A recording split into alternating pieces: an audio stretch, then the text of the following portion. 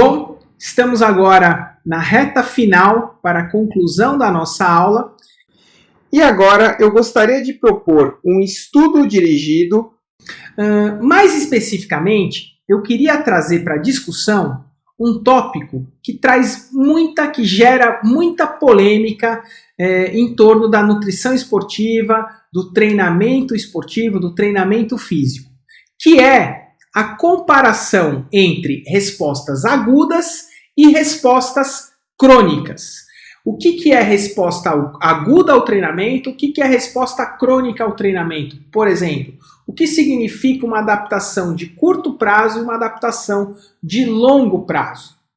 Então, esse tipo de situação permeia a área da educação física e da nutrição e confunde muito as pessoas que interagem com essas duas áreas. No caso, o nutricionista esportivo, sem dúvida nenhuma.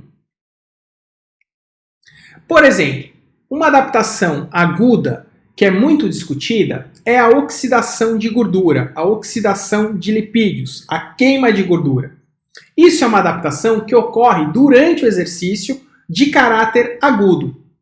E muitas vezes as pessoas relacionam essa adaptação aguda, que é a queima de gordura, com uma adaptação crônica, que é o emagrecimento. E não necessariamente o exercício, por exemplo, que promove a maior queima de gordura, vai ser o mais eficiente para o emagrecimento. E não necessariamente a conduta nutricional que promove a maior queima de gordura vai ser a que promove o maior emagrecimento. Então eu vou tentar mostrar para vocês, vou tentar trazer estudos para desconstruir essa linha de raciocínio que usa uma interpretação de uma adaptação aguda e extrapola isso para o contexto crônico. Quer ver um outro exemplo disso? Síntese proteica. Síntese proteica é um processo que ocorre ali de ordem bioquímica, que ocorre uma reação química, que ocorre de forma aguda. Por exemplo, depois do treinamento de força, nós temos um aumento da síntese proteica. Depois do consumo de proteína, nós temos um aumento da síntese proteica. Perfeito! Síntese proteica não necessariamente é reflexo ou serve de base para a gente inferir o que vai acontecer com a hipertrofia. Porque a síntese proteica é uma adaptação que ocorre ali num período pós-intervenção, ou que você aumenta essa síntese proteica em função de uma intervenção de forma aguda, e a hipertrofia, no caso, é uma adaptação que você vai conseguir medir depois de 4, 6, 8 semanas. Ou seja, é uma adaptação crônica. E não necessariamente a estratégia que aumenta mais a síntese proteica vai ser a que promove o maior nível de hipertrofia. Apesar de que a maioria dos profissionais acredita nessa relação direta do contexto agudo com o contexto crônico. Mas eu quero agora, nessa etapa da aula, desconstruir isso junto com vocês. Um ótimo estudo para reforçar a minha argumentação de que adaptações de caráter agudo não necessariamente refletem as adaptações de caráter crônico é esse estudo realizado pelo Brad Schoenfeld e publicado em 2014 no Jornal da Sociedade Internacional de Nutrição Esportiva. Nesse estudo, 2 grupos de mulheres, 10 mulheres realizaram o exercício aeróbio em jejum e 10 mulheres executaram o exercício aeróbio no estado alimentado. Então eram jovens universitárias saudáveis sendo treinadas ao longo de 4 semanas com um déficit calórico na dieta em torno de 500 calorias e executando então o treinamento aeróbio no estado alimentado ou no estado em jejum. E o que eles observaram? Eles observaram a composição corporal por meio do body pod. A refeição que era servida era um shake antes da sessão de treinamento para o grupo que realizava o aeróbio, o treinamento aeróbio alimentado. E um shake depois da sessão de exercício aeróbio que era realizada em jejum. Então essas são as duas condições, aeróbio alimentado e aeróbio em jejum. Um consumia o shake antes e o outro grupo consumia o shake depois, seguindo ambos os grupos uma dieta hipocalórica na magnitude de 500 calorias. Então, ao longo das 4 semanas, elas realizaram esse aeróbio em fase estável, um aeróbio contínuo clássico, 3 vezes por semana durante 4 semanas. E aí o que eles observaram? Eles observaram uma redução na quantidade de massa gorda, mas essa redução ela foi similar entre os dois grupos. Houve redução muito parecida nas duas condições em relação à massa gorda. Então, é claro que o grupo que realiza o aeróbio em jejum, durante o exercício aeróbio, realmente queima mais gordura. Mas isso não é garantia nenhuma de uma modificação na composição corporal, na massa gorda, uma redução na massa gorda maior em detrimento do grupo que consome e que faz o aeróbio após consumir a mesma refeição. Tá? Então, gente, se o seu cliente tem um interesse, se sente bem, gosta de fazer o exercício aeróbio em jejum, ótimo. Mas isso não necessariamente deve ser justificado pelo fato desse exercício queimar mais gordura, porque não é isso que vai trazer o maior emagrecimento. O emagrecimento é fruto do processo de déficit energético acumulado cronicamente.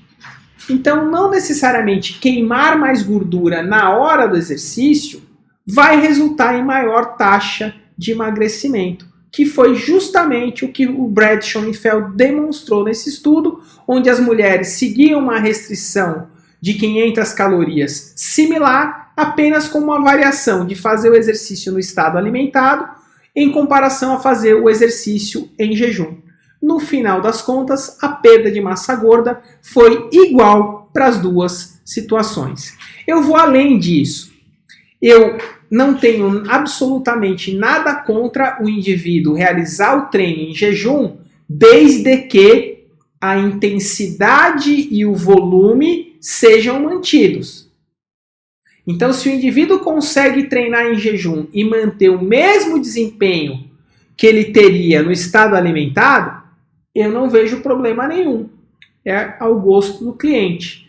Agora, se o meu cliente ele tende a realizar o exercício em jejum e isso promove decréscimo do desempenho dele no exercício, aí eu não vejo como uma estratégia interessante e viável, porque de alguma maneira isso vai interferir no desempenho do exercício e no gasto calórico dessa sessão de exercício. Então, eu não vejo vantagem nenhuma, eu deixo isso à escolha do cliente, explico essa situação, mas algumas pessoas relatam que se sentem melhor em não fazer o exercício com o estômago cheio, etc.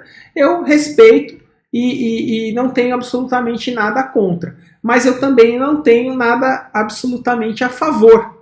Até porque as evidências disponíveis não mostram esse favorecimento da execução do exercício em jejum em detrimento ao estado alimentado, quando o foco é perda de massa gorda. O que importa é o déficit calórico acumulado em longo prazo, e não o fato de queimar mais ou menos gordura de forma isolada numa sessão de treinamento. E aí nós temos aqui um trecho muito interessante do artigo do Brad Schoenfeld, onde ele destaca: a queima de gordura deve ser considerada ao longo do curso de vários dias, e não com base em horas. porque isso não é isso que vai afetar de forma relevante a composição corporal. Tá? Então, eles textualmente trazem essa informação. Bom, um outro estudo aqui que eu queria mostrar para vocês, que não usou o aeróbio, mas usou o HIIT em jejum e o HIIT alimentado. Olha agora o que esse estudo demonstra. A mesma coisa, a realização do HIIT 3 vezes por semana durante 6 semanas no estado alimentado ou em jejum promove benefícios similares em termos de redução de gordura corporal.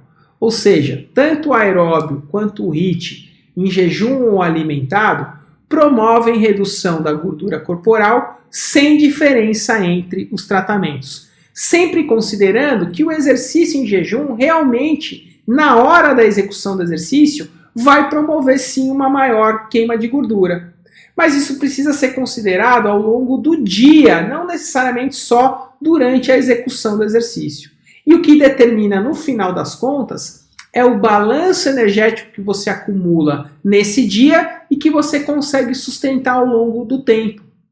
Esse é o fator determinante e não necessariamente a queima de gordura aguda vai direcionar o maior ou menor emagrecimento em longo prazo. A adaptação aguda é uma coisa, a adaptação crônica é outra. E aí, a conclusão desse estudo, o HIIT foi uma estratégia eficiente, porém, a comparação entre o estado alimentado e o estado em jejum não foi capaz de alterar essa resposta. Não houve diferença entre os grupos. Então, se você quer fazer seu aeróbio, se você quer fazer seu HIIT em jejum, tudo bem. Seu cliente gosta de fazer o aeróbio em jejum, gosta de fazer o HIIT em jejum, ótimo. Mas não justifique isso a partir da argumentação que vai queimar mais gordura e que vai ser melhor para o emagrecimento, porque as evidências não corroboram esse tipo de conduta, esse tipo de resultado. Bom, a outra adaptação que eu queria discutir com vocês está relacionada à síntese proteica e à hipertrofia. Síntese proteica é um processo bioquímico que ocorre depois do exercício, depois da ingestão, por exemplo, de uma refeição rica em proteínas, e hipertrofia é aquela adaptação crônica que a gente observa depois de um certo período de intervenção. Então, o que eu vou provar agora para vocês é que não necessariamente a maior síntese proteica ela determina o grau de hipertrofia. Nós já temos isso bem definido na literatura. Durante o treino de força, por exemplo, nós observamos uma redução da taxa de síntese proteica durante o treino. Mas logo após o treino, há um aumento da síntese proteica e que se mantém elevado, em alguns estudos, por períodos relativamente longos, até 48 horas. Então isso já está relativamente definido na literatura. Nós temos uma queda de síntese proteica no final do exercício e um aumento de síntese proteica após o exercício. Perfeito. Essa é uma resposta que a gente já conhece e que já está bem descrita. Mas a pergunta é, será que esse aumento agudo da síntese proteica é garantia de hipertrofia no longo prazo? Ou seja, a adaptação aguda explica a adaptação crônica? Não necessariamente. Vamos imaginar então duas situações. Vamos imaginar que temos um sujeito 1 e o sujeito 2. E o sujeito 1, ele, após a intervenção, apresenta, seja ela qual for, após a intervenção, ele apresenta uma maior taxa de síntese proteica. O indivíduo 2 tem uma taxa de síntese proteica maior do que o indivíduo 1. Imaginando agora que isso se repete no primeiro dia, no segundo dia, no terceiro dia, ao longo de todo o processo de treinamento, o que a gente espera?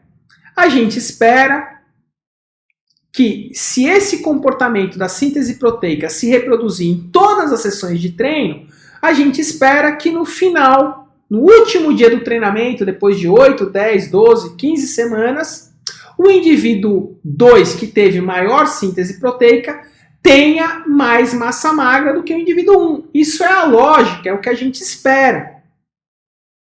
E faz muito sentido. Ele teve um maior aumento de síntese proteica no pós-treino, e isso, acumulado ao longo do tempo, resultaria numa maior massa magra, num maior nível de hipertrofia ao final do período de treinamento, do período crônico. Então, esse argumento faz muito sentido.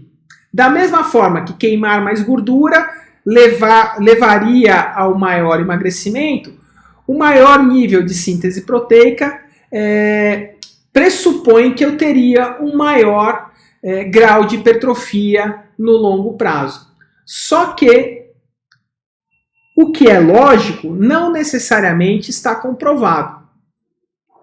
E aí eu gostaria de mostrar para vocês aqui esse estudo onde eu, o professor Tácito, o Bruno Gualano, Jonato Prestes e a professora Sandra Lima, nós discutimos as estratégias de suplementação nutricional direcionadas para a hipertrofia. E desde essa época, aí, quando esse artigo foi publicado, acho que foi em 2010, vocês vão ler ali a minha contribuição, eu já destaco isso há muito tempo. Então eu não estou falando disso hoje, eu estou falando disso aí há mais de 10 anos. Não necessariamente quem produz mais proteína no pós-treino é quem vai ter o maior grau de hipertrofia. Para corroborar essa minha argumentação, eu trago o estudo do Cameron Mitchell, publicado na PLOS ONE, que é uma revista extremamente conceituada, em 2014. E o título já vai comprovar para vocês a minha argumentação. Síntese de proteínas aguda pós-exercício não é correlacionada com a hipertrofia induzida pelo treinamento de força em indivíduos jovens. Preciso falar mais alguma coisa? Preciso mostrar o estudo? O título já está falando. Não necessariamente quem tem a maior síntese proteica é que vai apresentar o maior grau de hipertrofia. E eles mostram no estudo essa figura. Aqui nós temos a alteração de hipertrofia do volume muscular e a taxa de síntese proteica. Então vamos observar aqui, ó. Os indivíduos que têm o maior grau de hipertrofia são esses três aqui, mais especificamente esse, né? Esse é o indivíduo que tem o maior grau de hipertrofia. A minha pergunta é, esse indivíduo aqui, ó, ele é um indivíduo que tem a maior taxa de síntese proteica? Não. Então, o indivíduo que apresentou no final do estudo o maior grau de hipertrofia não é o indivíduo que apresenta a maior síntese proteica. E olha agora o contrário.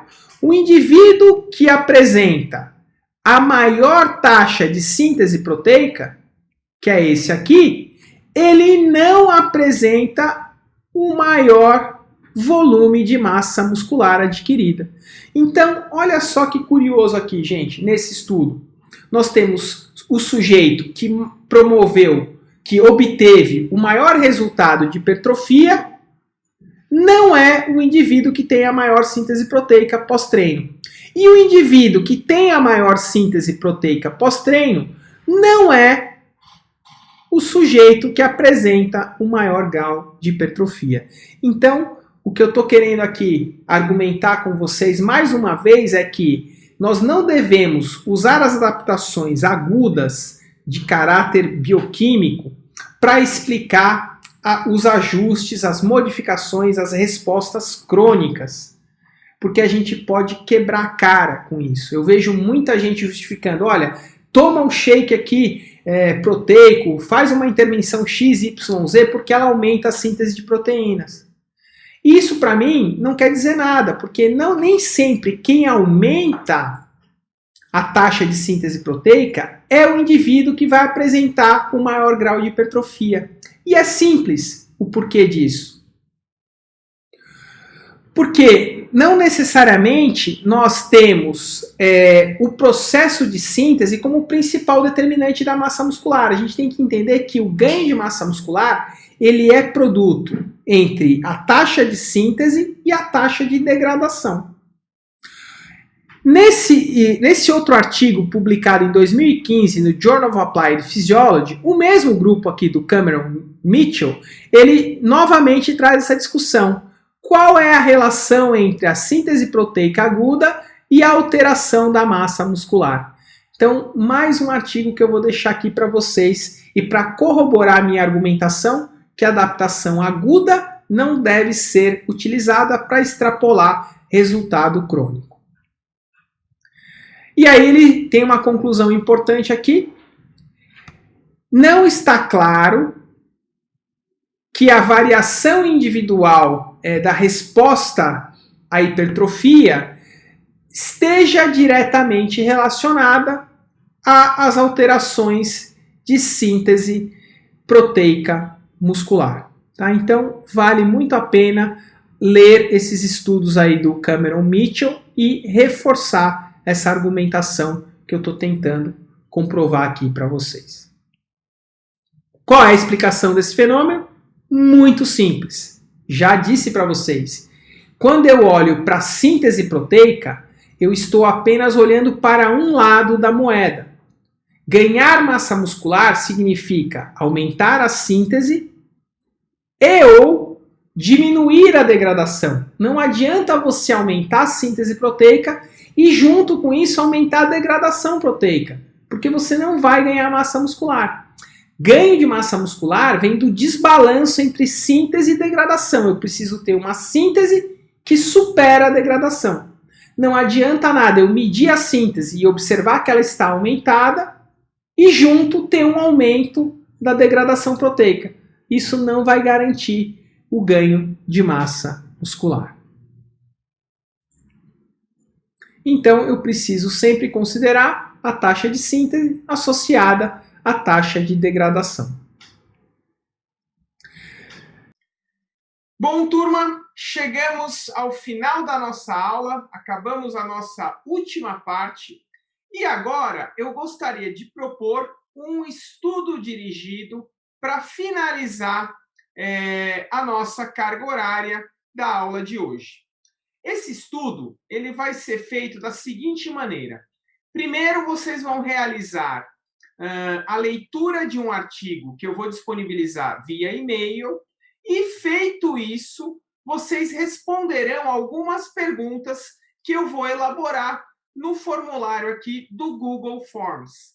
Sempre ao final da resposta de cada pergunta, eu vou deixar um feedback para vocês do que eu esperaria de resposta para a pergunta que eu elaborei. Assim, vocês já recebem esse feedback imediato, essa correção imediata do que eu esperaria em termos de resposta. Então, mãos à obra, vamos à leitura e nos vemos numa próxima oportunidade.